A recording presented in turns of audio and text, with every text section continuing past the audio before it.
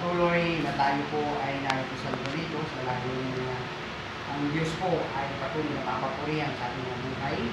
At kung meron po kayong Biblia, makipagbukasan po kayo sa akin sa mga awit, Psalms, tignan po natin yung mga Biblia, Psalms 115 verse 9 hanggang 11. Awit 115 verse 9 hanggang 11 po. Sabi po ng verse 9, O Israel, kumiwala ka sa Panginoon, siyang kanilang saklolo at kanilang kalusag. Verse 10, O sambahayan niya Aaron, magtiwala kayo sa Panginoon, siyang kanilang saklolo at kanilang kalasag. At verse 11, kayong natatakot sa Panginoon, magtiwala kayo sa Panginoon, sa kanilang saklolo at kanilang kalasag. Panginoon, maraming salamat po. At ang mga salita mo nga po na muli na aming pag-aaralan ay patuloy po Diyos ang mga salita mo'y kalakasan, pagtutuwid, patibay ng aming pananampalataya. Salamat po kayo ang dinadakila sa pangalan ni Jesus. Amen. Sa mga pagkakataon to patuloy, naman po natin ang sitwasyon na tayo po ay nandun pa rin sa extension ng quarantine. Po. Talagang pag-tinig na natin ang sitwasyon ay napakahaba na. Almost mag-2 months na ba? 2 buwan na. Pero tayo po ay sabi nga ng ilaan ng salita ng Diyos sa mga awit 115 verse 9 hanggang 11, yung kahalagahan ng pagtitiwala ng Israel, yung kahalagahan ng pagtitiwala ng mga may takot sa Panginoon, yung kahalagahan ng pagtitiwala ng mga nakakilala at tumanggap sa Panginoon bilang kanyang mga anak at bilang tagapagligtas. Makita po natin, napakahalaga yung salitang hindi ko sa kalimot, trust.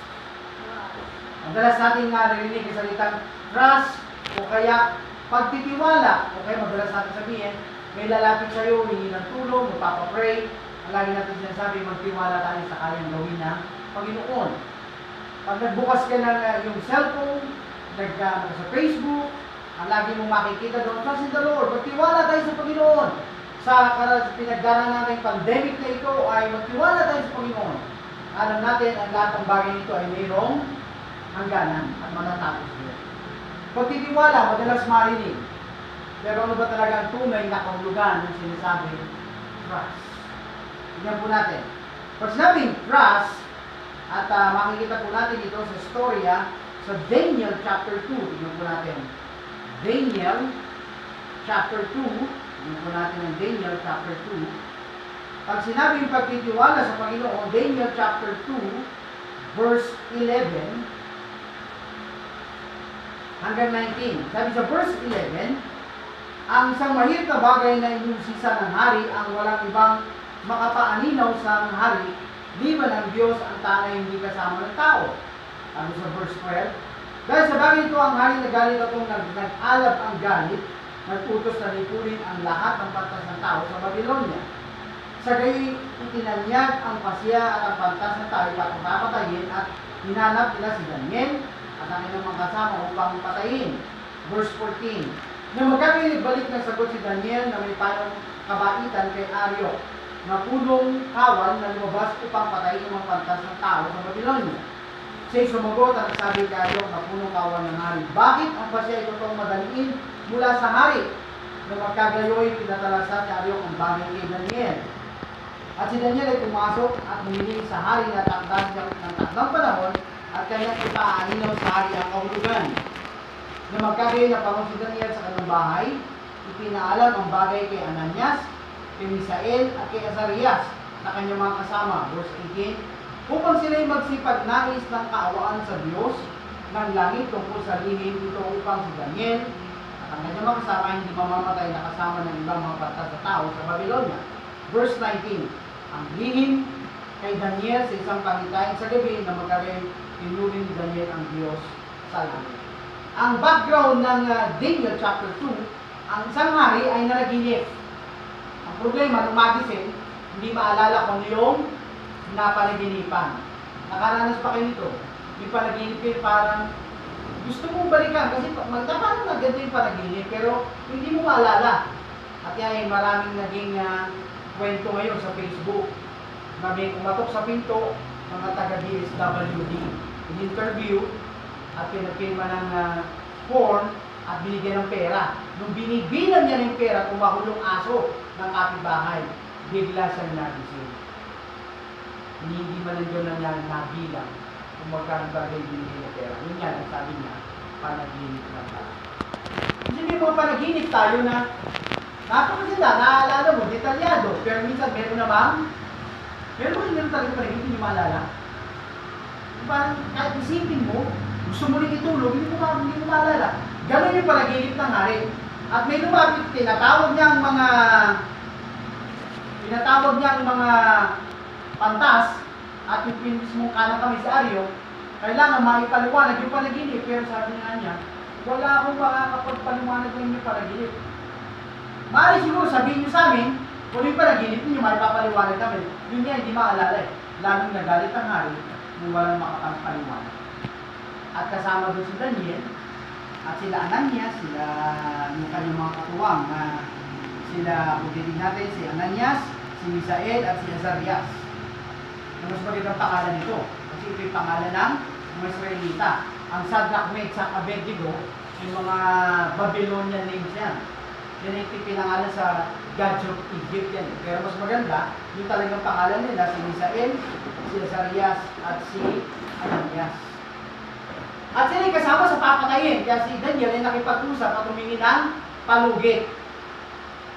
Ay napakahirap to, nakataya ang buhay. Pero sabi ng Biblia, umuwi si Daniel at sinabi sa kanyang mga kasama, sila ay dumalangin. Malinaw na sinabi sa verse 19. Sabi ng verse 19, nang magkagayoy na hayag ang lihim kay Daniel sa isang pangitain sa gabi, nang magkagayoy pinuri ni Daniel ang Diyos. They pray and fast and nireveal ng Diyos kung yung panaginip ng hari. At ito nga yung rebulso. Ginto, hila, ahoy, putik. Ibig sabihin, sa mga pagkakataong ito, hindi natin lang, nalagay niyo itong pandemic nito. Tayo ba talaga sa 15? Tapos na ba? Tayo ba tapos na ang quarantine? Tapos na ba itong ating lockdown? Tayo ba kung pwede nang kung saan makapunta o kaya ay makapaggagawain na pauwi sa Bulacan, sa Fairview, sa Frisco, tuloy-tuloy na ba? Hindi natin alam. Pero isang bagay ang dapat natin gawin pag sinabing trust, yung total dependence. Pag sinabi mong trust, sinong didependihan mo po? Walang iba kundi ang Panginoon. Gaya ng mga pangyayari nito, ang pera walang magawa. Ang presidente nga, magkano na inaalok? 50 million na, di ba? May makatuklas lang ng gamot.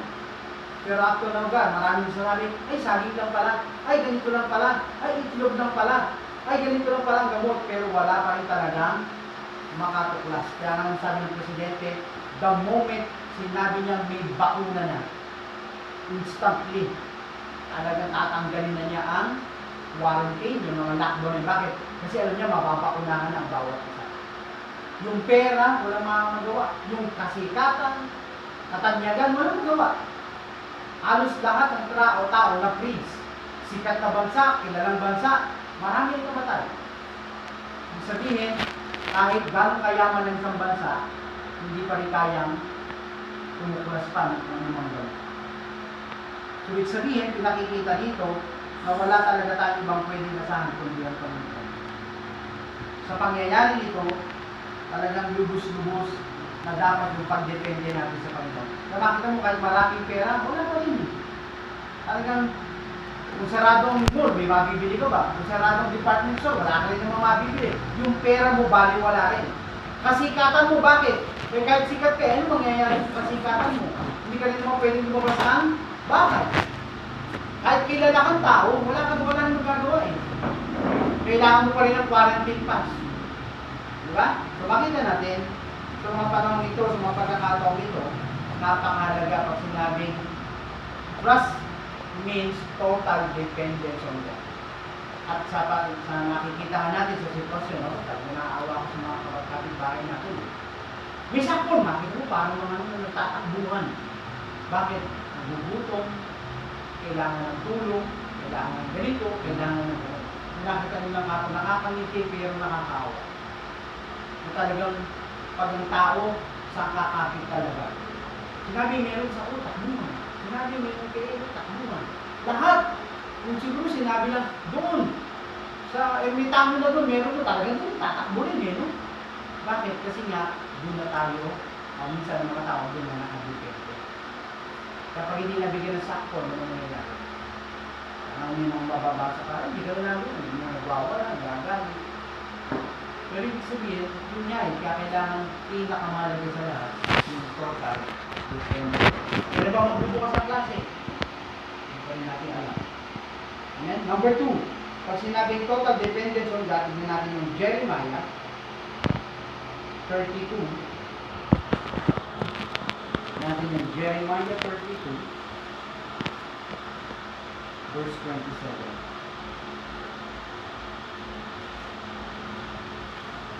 Verse 27. Jeremiah 32, verse 27. Narito ako ang Panginoong Diyos ng lahat ng tao. Meron bang bagay na totoong mahirap para sa akin? At tingnan natin yung verse 17. At this time yung verse 17. Sabi sa verse 17, Lord God, behold, thou hast made the heaven and the earth. By thy great power, stretch out your arm, there is nothing too hard for you. Panginoong Diyos, narito ang iyong ginawa, ang langit at ang lupa, sa pamamagitan ng iyong malaking kapangyarihan, sa pamamagitan ng iyong unat na kamay, walang bagay na totoo ng hirap para sa iyo. Number 2, pag sinabi natin trust in the Lord means understanding who God is. Pag sinabi mong pagtitiwala, maunawaan mo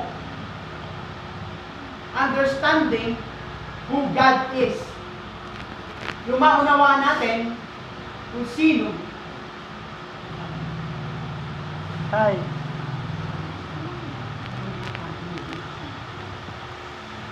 Maunawaan natin na yung understanding who God is. Maunawaan natin kung sino ang Diyos. Sa mga pangyayaring ito, sino bang Diyos para sa atin? Hello? Sa mga pangyayaring ito, maunawaan natin na sino ba ang Diyos na kinilala niyo, kinilala ko. Sa yung Diyos na alam natin na He is in full control. Amen po ba? Kontrolado niya ang lahat ng bagay. Bagamat pag tinitignan natin, manonood ka ng balita, meron sa ganitong lugar, ganitong libo lang namatay, sa Quezon City, dumadami ang ganito, sa NCR, Metro Manila, ni-lockdown. Kasi nga sa mga ganitong pangyayari, pero makikita natin, napakalaga yung understanding who God is. That is a God is in full control. Sa yung Diyos na makapangyarihan. Mas maunawaan natin na sino ba talaga yung Diyos na kinilala natin. Pero parang pag tinignan mo, sa nangyayari, parang walang magagawang Diyos. Pero hindi po. Mas makapangyarihan ng Diyos sa anumang klase ng virus, pandemic. Ang makuha. Kapag sinabi ni Jeremiah, ikaw ang lumikha ng langit at lupa, walang bagay na mahirap. Ayun po ba? Kaya mas maunawaan natin sa mga panahon ito na yung Diyos na kinilala niyo, kinilala ko ay Diyos na makapangyarihan sa lahat. Kaya nga ang Lord advance mag-isip eh. Bakit 39 losses yung tilang tumama sa likod niya? Kasama na rin niya yung virus na yan. 39 major disease yun. Kaya anumang disease pa yan. 39 major. Kasi kung sabi cancer, may kanya-kanya. Pero ibig sabihin, isa yung disease yung cancer. Virus, isa yung virus. Pero anumang sakit yan, pinagaling na tayo ng Panginoon. Ang kailangan lang, maunawa natin sino yung Diyos na pinili natin. Number 3. Tingnan natin yung Matthew chapter 6.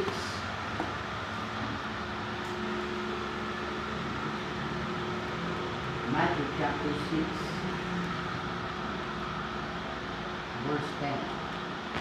Sabi sa verse 10, dumating nawa ang karyan mo, gawin nawa ang iyong kalooban kung paano sa langit, kaya hindi naman sa lupa. Thy kingdom come, thy will be done in earth as it is in heaven. Pag sinabing trust in the Lord means surrendering our will to God. Isuko natin kung ano yung, alin daw po, kalooban natin. Kung ano yung gusto natin, isuko natin sa Panginoon. Ang dapat masunod, kung ano yung gusto ng Panginoon. Kaso nga lang, sinasabi na ng government, walang lalabas ng bahay. Anong ginagawa ng tao? Ayaw i-surrender yung will nila na nakalulukot, ano? Ang dami pa rin ang nahuli na sumusuway. Bagamat may kalapatan ng parusa, ano nangyayari? Sumusuway pa rin. Pero alam mo kung tayo talaga, kaya tama yung sinabi ng pulis, no? Huwag ka nang manlaban nang hindi ka masaktan. Ganoon din ang sinasabi ng Panginoon. Huwag na tayong manlaban, huwag na natin ipilit yung gusto natin. Pag sinabing trust, isuko na natin sa Panginoon. Hindi po ba? Kaya sa mga pagkakataong ito, isuko natin ang gusto natin, ang masunod ang kagustuhan ng Panginoon. Alam niyo sa pangyayari ito, maraming, kung titignan mo, negatibong nangyari, pero may mga positibo rin nangyari. Diba? Yung isa tayo nagre-reklamo na bakit ganito, siksikan sa bus, pagka ito natapos yung quarantine nito, tinitiyak naman nila. Kung dati 54 ang sakay ng bus, plus yung nakatayo ngayon, hindi na po pwede. Isang bagay na nangyari. Bagamat mahirap, pero may maganda pa rin pangyayari. Ang hinihingi ng Diyos, isuko natin kung ano yung mas parang tingin natin na, Lord, ito mas maganda, ito ang kalooban ko. And last, tingin po natin. Tingnan natin Romans chapter 12, 1 Thessalonians 5:18.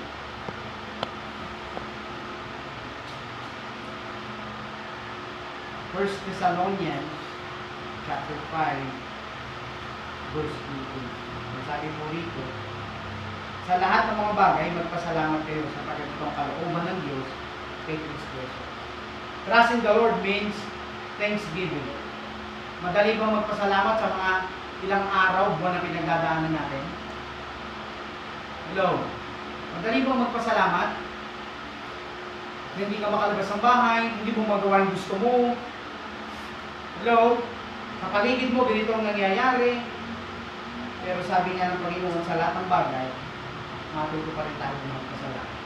Kaya hindi ko lang na-save yung ito yung magandang naidulot ng quarantine na ito, sitwasyon na ito. Sabi niya, o may natandaan ako sabi niya, nagpapasalamat pa rin kami Panginoon na sa pangyayaring ito, may magandang bagay pa rin na nangyari. Alam mo bakit? Yung pamilya hindi sabay-sabay kumakain, ngayon nagkakasabay-sabay. Bakit? Eh, nandun ang lahat sa bahay eh. Yung mga hindi na kumakain ng ganito, natutong kumain ng ganito. Bakit? Ay wala nang choice eh. Ayaw mo kumain ng gulay, kakain ka na ng gulay.